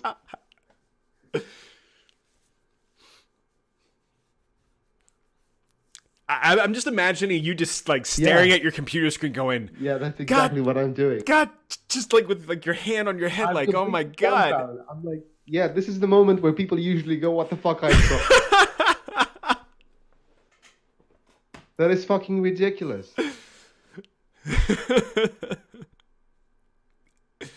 So let's go back to like this an- draft. with a couple of basic attacks, and if you catch a tree, or just like leave the chakram there. And I think the chakram does a pass damage when you push it in and out. So Yeah. it does a pass as it's going out. Correct, towards its out destination. and back in, and if they're standing in it for like a second also with Yeah. that. So A question is, I think I should like just test this, but like no, if- that you can ask. if you're in the chakram's radius, as it goes into you, you take the 100 pass damage. But if he pulls it back, do you take another one, or do you have Yes. to leave the... Oh, okay. So that's ridiculous. Oh, and here's another thing. Timbersaw can cast all of his abilities while in Timber Chain. Oh, yeah, I know that. Yeah, but that means he could, while Timber Chaining across you, he could hit you with his Q and reduce your stats and already be somewhere completely else. And then his Chakram's just sitting there hitting you. How well does Bristleback do against high mobility heroes? Not that well, yeah. Not that well. Not that well. Yeah. But Ogre, not that mobile. Fudge, not that mobile. Fair enough. So they did a good job picking the Timbersaw against you, but then when we picked another melee and it being a strength core, so now there's 3 strength heroes on your team, Timbersaw's going to have a field day. So Viper was banned. Like, the only hero that I have played and I kind of know, and I know he's good against Timbersaw, I can like sort of like fuck him up, is Viper, because he can really push the lane on mid. He has a break, so he can dish a lot of damage out as Timbersaw is farming, and he can deny a lot. I also felt like Monkey King is like kind of comfortable against Timbersaw simply because he can just engage. Yeah, and but not you let him didn't get last lane hits. Timbersaw and Monkey King against each other. That happened, but what other options would have been better in that situation for me? For your offlaner? Yes, because the way the picks went, so I had Ogre, Pudge, and Monkey King. They had Crystal, Dazzle, and Timbersaw, and now it was my pick again, my 4th pick. So I've got here the Timbersaw lowest win rate successes. So again, this is another resource that I would recommend. Just taking a browse over sometimes, because it can help you get your creative mind going about how to dynamically build against it. Things that have mobility are typically picked because Timbersaw isn't very good against them. Now, things that do percentage-based HP damage also very good against Timber. Things that deal magic or pure damage, or things that don't even care about hitting Timber in order to dealing damage are good. Yep. So Necrophos, a lot of magic damage, and his ultimate is basically a delete button. Ursa, so much physical damage that he doesn't care about reactive armor stacks. We already know about why Viper's good, the break ability, and it's common that a Viper will build Atos these days, so that's very good lockdown as well. Crystal Maiden, Silencer weren't ones that you could have done, nor Dazzle. Night Stalker could have been a viable one, and the reason for that is because of the silence. Can he lane solo though? Not really. I think it wouldn't be his job to be solo in the lane. Rather, he to just like be moving around and taking advantage of night. Well, how it really works is like the first 5 minutes he's in the lane to try and get experience, and ideally getting as close to level 4 as possible before that first nightfall. And then trying to, like, by the end of the first nightfall, you want to be like level 7 or 8. If possible. Which sounds like crazy, but that also means that you were having a very busy nighttime. And like Night Stalker against the Timbersaw, I'd say the big value is that the Night Stalker can get directly on top of the Timbersaw, and then he can just silence him and stay on top of him. So it's hard for Timber to kind of deal with that in that sort of regard. Other good potential offlaners that you could have done here. Ooh, Enigma. Now, it does require someone being able to micro and cast spells in a good way, but Enigma's really good. But the big focus is having things that can control. Things with stuns. Things with silences. And while you do have an Ogre, and you have a Pudge who might be able to land a hook or might be able to land a Dismember. Wait, I'm back. My internet just dropped. Can you hear me now? Yes. Okay, so the last thing that I heard before UK landlines failed me was Night Stalker with the nighttime discussing on whether he'd be good on lane solo or not. Understood. Good thing I'm recording everything also. Anyway, Night Stalker typically is hoping to have gotten himself to like level 4-ish before the first 5 minute mark, and then he's got to be really busy with that first nighttime. He's hoping to get as high as like level 7 or level 8 after that first nightfall. And that sounds like a lot, but that means you're having a great time. Because if you're not making a lot of effort happen during the night as Night Stalker, then you're just not going to do well. And he's a harder skill cap hero to play, I would say. Yeah. Not as intuitive, at least. I think that's the big thing. Yes. So I think for this situation, We got our the wall of Timbersaw counters.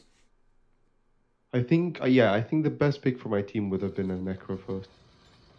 Necrophos is pretty easy to do, too. Yeah, like it's not hard to play at all. as easy as possible is the way to go. A couple other heroes that I think are worth mentioning, especially given who you were playing up against here. Darkseer and Tidehunter. Razor's also pretty solid.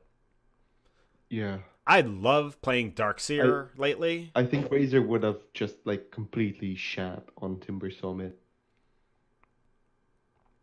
He does do pretty well against him. Static link and then just laugh at him. But you didn't know that Timbersaw was going to be mid. No. And that's the point. So we have to draft with what you know. Yeah. If you don't have the knowledge or wisdom, well, the knowledge that Timbersaw could be played mid, and then the wisdom that Timbersaw is going to be played mid against you, then you don't know to deal against, like, you don't know how to play against that or to prep for it at least. I think I would have been comfortable laning against Timbersaw mid as Monkey King. And then throwing Storm in the safe lane. I couldn't. I needed to pick like a hard carry, but I think that's what true. Okay, so what if you threw Bristleback in the safe lane, and then Monkey King went mid, and then you had Storm Spirit in the off lane with Ogre and Pudge? At the least, you would probably make the other team confused, and then they would change how their lanes are. Now that definitely sounds like it could have worked because it would have been like a normal lane sort of. And well, Storm is, Bristleback like, can do fight into fairly 2-3 well, people. Like Bristle could fight a Dazzle and a Chaos Knight. That's not a big deal. He started this particular Bristle. Oh boy. Started out I'm excited. with a point in his E. In his E. So his passive was the first thing he leveled up. Well, that's quality. 100%. That's a pretty quality thing. And then he left when he died like 4 times top. He started like leaving and coming safe lane. So. But yeah, so looking at the overall like the arching theme is like I think the thing that threw me off in this draft was like the Timber. So I had no idea he was going to be mid, and maybe I could have drafted better. Mm-hmm. So who do you think was going to be mid? I think they were about to pick mid, and then when Ursa came and Chaos Knight came, I realized holy shit. And I honestly expected, even at that point in time, I honestly expected a Dazzle mid because I've seen that and it's quite strong because of this poison just refreshing. And I thought it was just going to be like a Chaos Knight, Crystal Maiden on safe lane, Dazzle mid, Timbersaw off lane, and Ursa off lane as well, and then maybe jungling, I don't know. And that seems totally reasonable in my head. Sure. But then, let's think if our opponents are smart. Not to say that you're not, but let's just think that they're going to do some big brain stuff that's completely out there. You've no idea what's going to come then. No idea. And it could be a 10% mid. Because the thing is, like, it's also, while not a high probability, Chaos Knight is also played mid. Yeah, and he'd do pretty well against the Storm Spirit. So then it really comes back to what was the thought on the Storm choice? Was that a comfort pick for this guy who played him, or were you thinking in a different manner? Both, sort of. So there was a guy that was saying, just pick me Storm because I'm good with him. He ended up picking Pudge, and somebody else picked Storm, and they both suck. Yeah, this guy... But I'm clicking on the guy who picked the Storm, and I'm like, I don't see any Storm games here. And Pudge is anonymous, so I can't check him. No idea. Yeah, but what I was thinking at that point in time is, okay, so we completely lack any range. As per your questions, fights seem to be coming to us. We can take picks, but we cannot really initiate. They have so much more initiation power than us. Mm-hmm. And the big problem was just be like getting some disruption in their team and creating a bit of space for me to deal damage, and for Bristle to like be around. So I thought Storm Spirit would be a good idea to get a secure mid that can have mobility, that has like initiation power, and has enough damage to like single out the supports in the back line. This would be significant here. That's what I was thinking. So maybe let's think of other ones that could fulfill that same purpose, but aren't a Storm Spirit. Considering all their picks up until that point. Yep. I mean, it's last pick. It's a last pick Storm Spirit. You need someone that could maybe initiate. You need someone who can dish out damage. Maybe someone who can pick off the supports from the back line. You also want someone who's mobile, too. Does that about sum it up? Yeah, that's pretty much my train of thought at the moment. I did never consider taking Roshan. I did never consider lane pushing capabilities. Oh, yeah, we're talking about the list of questions. Yeah. Mm-hmm. Those never came to mind. They're completely out of my reach. Some of these questions you don't have to have answers for. Like, that's fair. But I think it's important to assess, like, okay, how am I supposed to sort of structure this game as I'm going into it? Because I have these drafts, and what I'm seeing in my team is, okay, I have a good early game. I have stuns and I have putt. I have a secure mobile mid that can move around. I have a pretty good offlaner that can survive in the lane. I think late game I'm going to get completely wrecked. So we need to push a lot late early. Game. It's a funny joke because it was only 24 minutes long. Yes, well. Should happen along the way. But we don't really have enough pushing power. So if I were smarter, I would have pushed something I would have picked something that can push as well. Yeah, something that has lane clear. Yes. So I think looking at it now and thinking about Timbersaw being mid, I think I would have liked to have a Lina. Let's pretend we don't even know that Timber's going to be mid. Just look at it. They have a draft of 5 heroes. We have 4 heroes, and we still need to pick our mid. Just look at it that way. I would have went for Lina. I think I would have went for Lina instead of the Storm. Mm-hmm. Because it gives me the wave clear. It has like a good stun. It's sort of like auto attack and pushing with her passive, and it has the Laguna Blade, which is like a burst down, which is good against their squishy supports and against Timbersaw. Yeah, so let's say that you then do choose the Lina, but then they put Chaos Knight mid, so then she struggles anyway. No, I think she's fine. She's got no mobility, no positioning. You jump on top of her. If she doesn't Light Strike Array on top of you, you're probably going to die. Yeah, I think it's hard. There's no mobility there. We were talking about mobility as a factor that we wanted. Yeah, that's fair. So let's keep thinking. Let's get back into it. There's a lot of there's 116 heroes in Dota. Windrunner, maybe? Is she banned? I have no idea. Windrunner is not banned. I think she would be all right. With the dodge, especially, she couldn't care less. But then if it would be her against the Timbersaw will just laugh at her. Reactive armor stacks, at least. Yeah, he wouldn't be. Because like Wind Ranger just wants to poke as much as possible, then throw a focus fire out there, and you're kind of dependent on when that magic damage burst comes. And 40. Yeah. Like you're waiting on that Wind Ranger to get a javelin or a maelstrom in order to be useful against Timbersaw, basically. I don't think that does it as well, because I think like I trying. just saw Timbersaw this game getting to like 40 armor and like 30 some regen. Well, you also needed to have people get like a spirit vessel against a Timbersaw. That's a super important thing. You go against a Timbersaw, you get a spirit vessel on your team. Well, all right, we can't. Yeah, I mean that is what it is. But we're still going back to what that mid could be.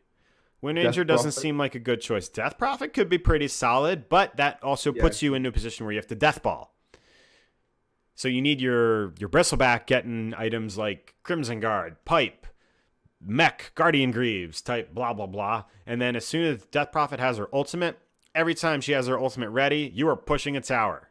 That is it. Yeah. I still think there's a couple mids that you are missing that would have been exactly. Give me a moment then. Give me a moment. Let me make that effort. Yeah, I want you to get there. I don't want to be the one to do it.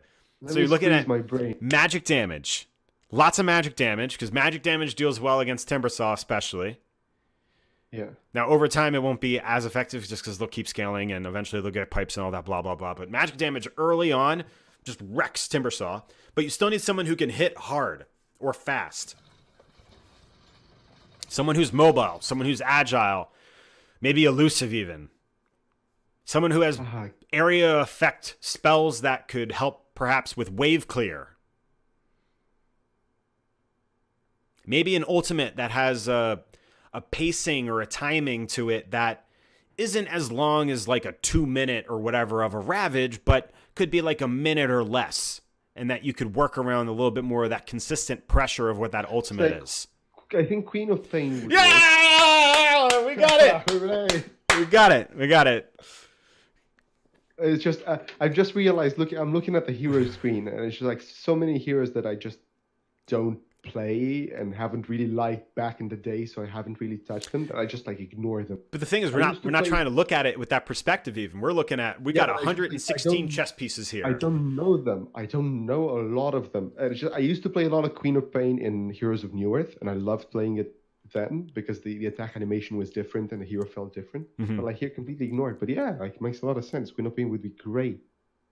Yeah, we're only looking at it from a draft perspective. We're not looking at it as this guy could even play it, because who knows about that part. We're just looking like it could be effective or it could not be effective. That's kind of what I'm trying to probe into right now. It's a good exercise for drafting. Queen of Pain's Shadow Strike is ridiculous. Right, and Timbersaw would have a lot of problem against a level 2 or a level 3 Shadow Strike, wouldn't he? Because level 1 even, that's like, it's ridiculous. Yeah, but it's not uncommon for a Queen of Pain to bring it up to level 2 or 3 if they're going into a matchup like that. So Timbersaw is going to get pushed out real hard. You're going to force lane swaps from the enemy team. And then, as soon as Queen hits 6, she can just go anywhere that Dazzle or Crystal Maiden is and just feed on their flesh. Yes. Yes, indeed. Yeah, you're thinking about all that flesh feeding that Queen of Pain could have been doing on that sweet, sweet Dazzle skin. Yeah. Feed on it. And I don't know, maybe like Puck as well, because it sort of feels like kind of like the same niche, but I'm not sure how strong. Puck's a good possibility. Has some good area of effect control that would synergize well with the Monkey King ultimate. Get a good coil drop, then you throw out a Monkey King ult and force them to either try to disengage and get stunned or stay there and get hit. Damaged. Puck's a good choice too. Any others you can think of? Quap was the big one I wanted you to find. Yeah, that would have been like, there's so many heroes. There's somebody that fits the niche. Incredible. I've no idea, to be fair.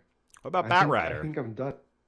I've never even considered this hero. I don't know what. But do you not know how Batrider fares? Yeah, I do from the memories from Dota 1, but it's just like, yeah, I've never played him. I very rarely see him in game. So I need to like basically read all his spells. I know his like.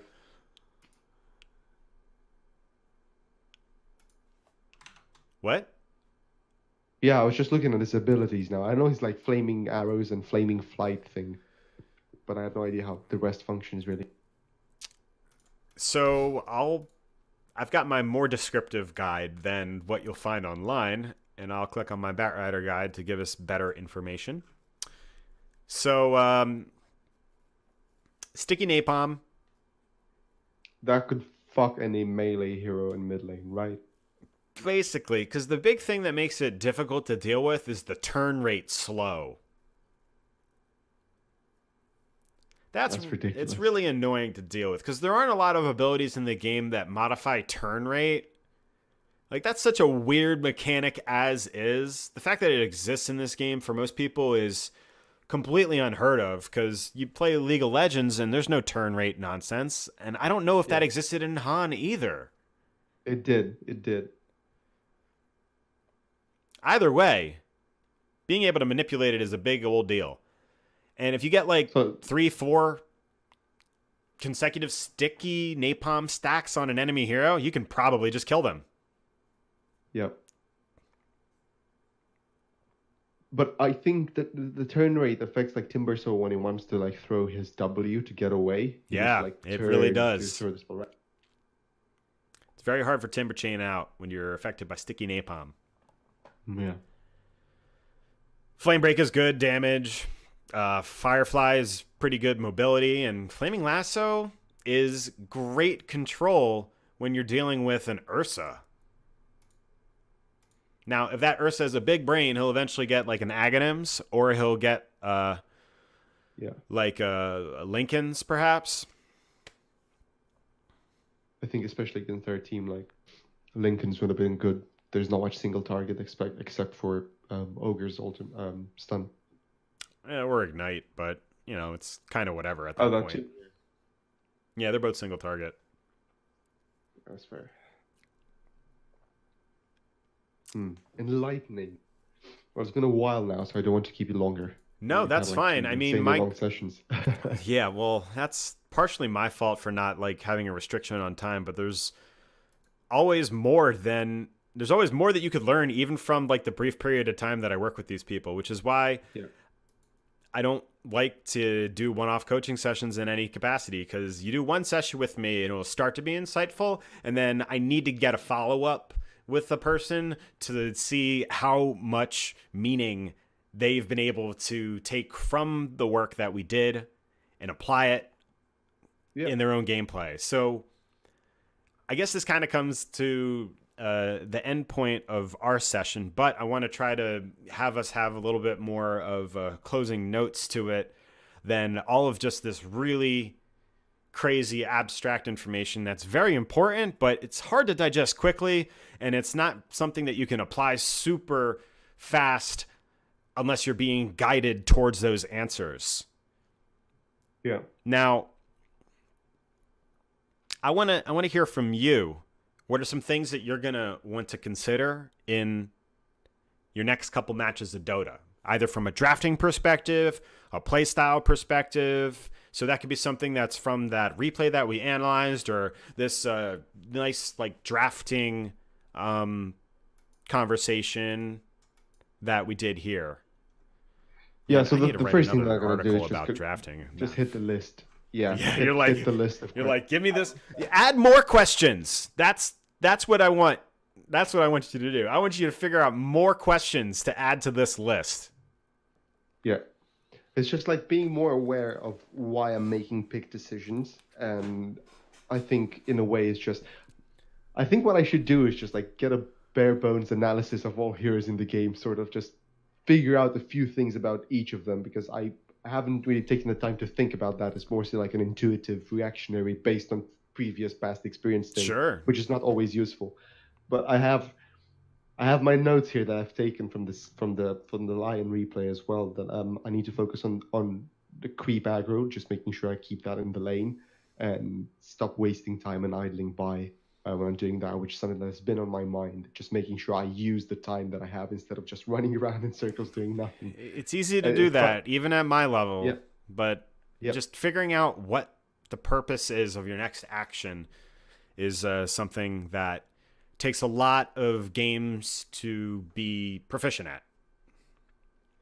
Yeah, exactly. So I think what I have in mind is always, can we take an objective? No. If not, how can I enable my team to take an objective, whether it's like by kill, pushing the lane, or if nothing is possible, just pulling the lane, helping my safe lane.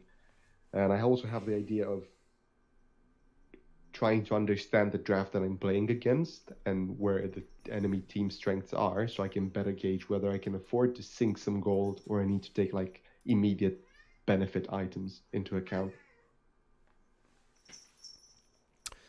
So I'm going to go back to something that I've already said many times, and it kind of builds on what you said just now. Just take a browse through some of the hero guides that I've written, because most of the information that you'll find written in within the tooltips are either directly related to how you would use the spell or how you are reacting within the spell being used. So it tries to explain as many of those situations as possible for every ability and for every item for every hero. So any of the items that you see, I write why and when for all of them. And it was nonsense for me to do it. It took me 2.5 months to do this. And I'm not trying to like force it down people's throats, but I do feel that it would help them very often. Like, I don't want you to follow my hero build path for skill build every game. I don't want you to follow the item build path or the talent tree for every game. I want you to read what I've wrote, see the items recommended, and make smart choices. I try to promote other items as being more smart, but you got to be the one to... I'm not playing your game. You're playing your game. Yeah, 100%. I mean, I feel confident enough in deciding what items are important for me to build, to just taking into account being able to stay alive or needing something to.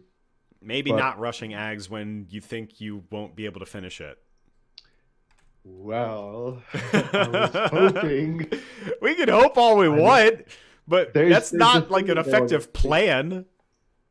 There's a thing on the stream, debate all you want, but don't make any assertions. So let me make an assertion. I thought I could. That's okay. Blah, blah, blah, blah, blah, blah.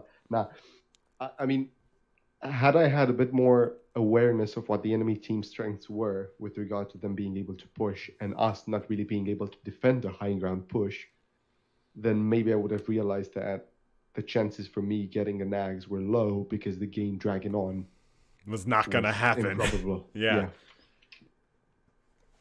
And you could have had something that could have given impact. Yeah, so I mean, I'm aware of that, so I'm really happy. I'm really happy with that, and thank you for pointing it out. Very good.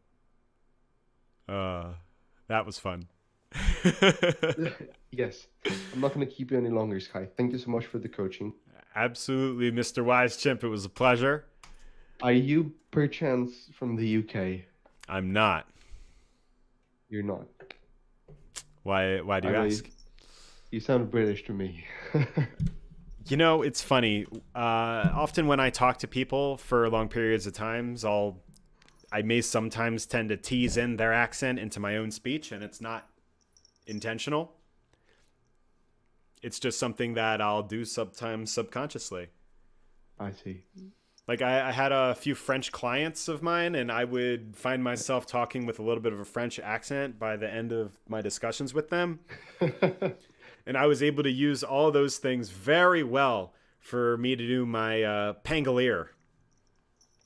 My Pangolier impression is fantastic. And I cosplayed Pangolier last year at TI. So it all worked out for that.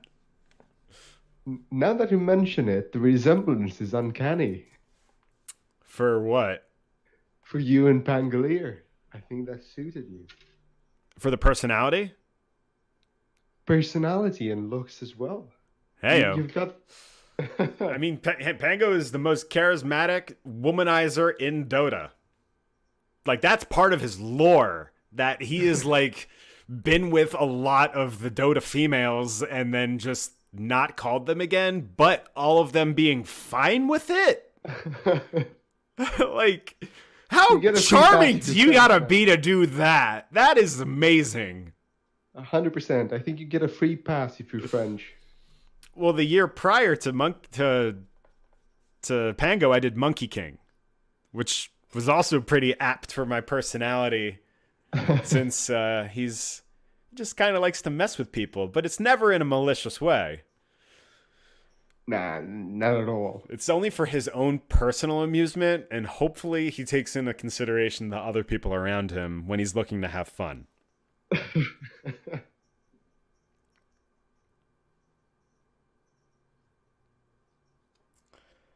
Well, cheers, mate. I'll be around on the stream a bit, as I've enjoyed the games that you're playing.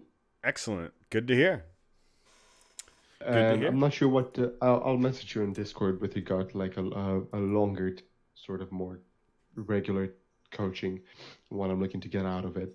Sounds good. We'll figure out some sort of expectations that we can work for, create some objectives, and then figure out a plan and process. Yeah, I think like the next step would just like be maybe having a look at the way I approach games and maybe just like ghosting me for a game, and you just taking notes on the shit that I do, so you can point it out and watch the replay together and sort of see if I can identify where I'm going wrong or not. Absolutely. I'm trying to check if I added you to friends, because I've discovered that whatchamacallit, if you add someone to your friends list, there's some sort of internal timer before you can ghost them as the Dota Plus thing. Oh, really? I don't know what it is. It might be a day. I don't know what, but I'm just making sure I add you to friends now, so that that is something that we can do later on, because I've had that issue a few times, but then I've got people that I've coached before, and it would be like a second or third time, and they're on my list, and then I'm like, oh, I don't have any issues with it now. Oh, okay, cool. Then I just kind of take it from there. Yeah, I think I confirmed your friend request. Cool. I think. I know Do you I have a just sent it different- now. Do you have a different tag in game? No, it's sKaiHIGgaming.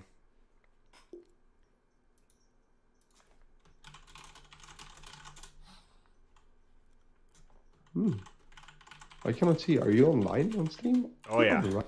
Yeah, I just sent you the friend request. Yeah, and I just accepted it, but you don't show up on my friends list. Oh.